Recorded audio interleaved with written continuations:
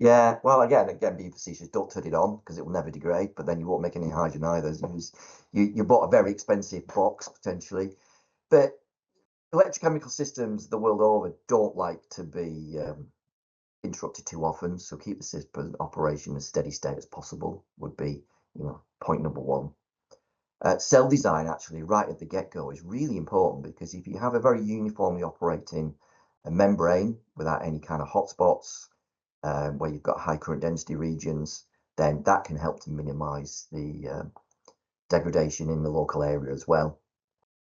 And then system control. So it's steady state in one sense in terms of current density of operation, and not turning it off and on too often.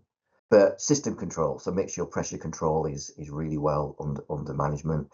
Water quality is absolutely critical here, because water quality is going to cause problems with membrane poisoning, and that tends to be irreversible. So you're really going to struggle there.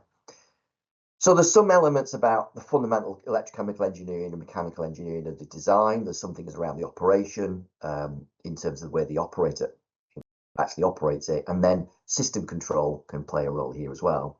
But of course, where we're playing a part, and we don't play a part in those other areas necessarily, but we do play a role in materials provision and material selection.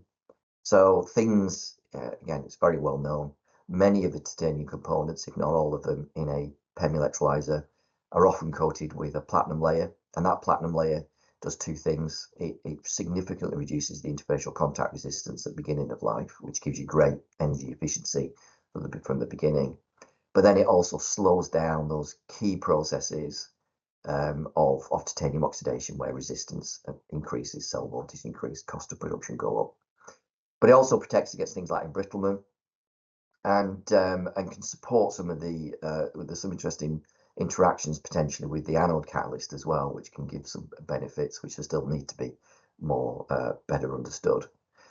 But of course, all that has to be backed up by significant ex situ testing. There's a drive to put more and more megawatts on the ground, as we know, and the industry is becoming more risk averse. So we need to have that, demonstrate that we've got that background data, that the materials actually function in these environments. Hence our desire and our ambition to build up a bigger and bigger test capability of our own, so that we can demonstrate that capability to customers.